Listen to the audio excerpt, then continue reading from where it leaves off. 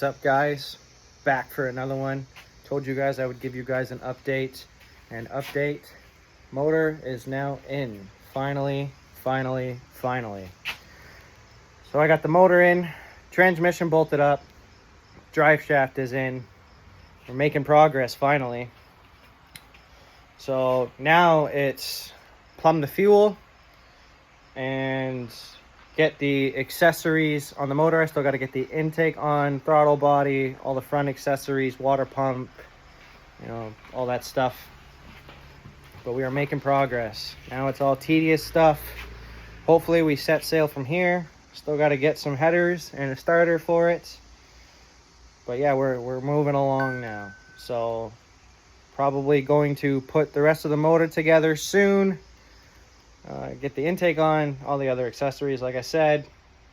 And then I'm going to start plumbing the fuel. Got all the fuel lines for it. Got the water pump for it. We got a bunch of nice stuff. Right here, we got the throttle body, 92 millimeter throttle body, which I think is 5 millimeters more than standard size. I think standard size is 86, 87. I don't know. And then we got fuel pressure regulator, bunch of adapters for that. And then we got fuel filter. That's gonna come right at the fuel tank before the fuel pump.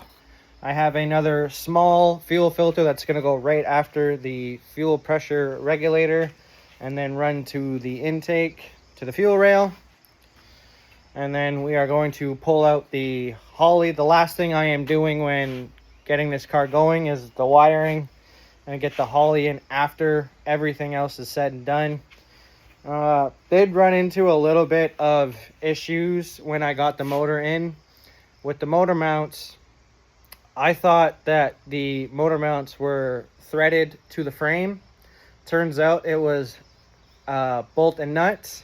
So I had to drop the entire front end to do that. And then when I did that, turns out my shocks were seized. Makes sense, sat for so long.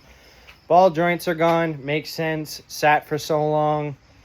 So ended up just ordering a bunch of front end parts. My upper control arms are still good, but I did order a new upper ball joint for it. So I got upper ball joints, lower control arms with ball joints in them already. New drag arm for the steering. Inner and outer tie rods. And then I bought some coilovers for it to replace the shock and springs, because the coil springs on this were pretty rusty. I don't need them snapping on me when I'm, going halfway down the track or whatever the case is. So those are ordered. Those are on the way. I'll be getting those in when that's here. Still need calipers, because I think the calipers are seized. Still need some rear end stuff.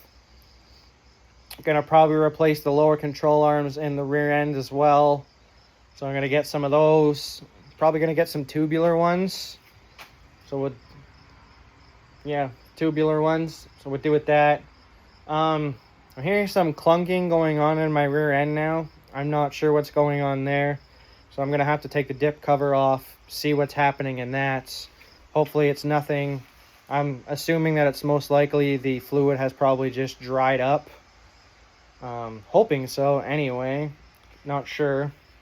Might even have to get some axle bearing seals, or possibly even axle bearings themselves.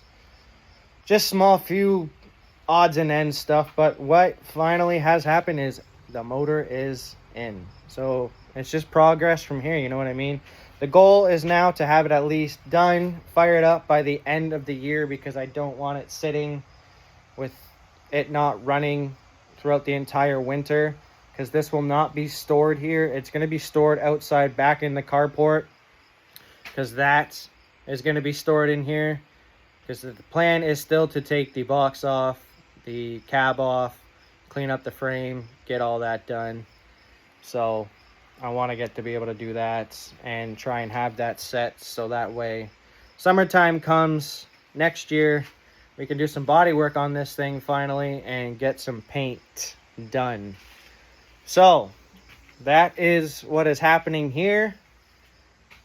I'm so glad to finally have the motor in after so long of this car just sitting with no motor, not doing anything. You know, me changing the plans this year obviously took effect on that. But obviously at the end of the day, you want to make high horsepower, you want to make quick horsepower. LS is the way to go. We do plan to do a turbo setup at some point, whether it's singular big or, you know, maybe small twins. There's definitely going to be more than enough room to do twins if I want to do twins. There is so much room in this, you know, engine bay area. Even when I get the front end put back on with the rad and the fan, there's still going to be so much room. So, you know, stay tuned. It is coming. It is happening. We are close. Yet still so far, I guess. But we should be able to fire this thing up if parts come in soon and I keep hauling on her. Should have this thing fired up in the next month or so. Stay tuned. Thanks for watching. Subscribe, share. Take care, guys.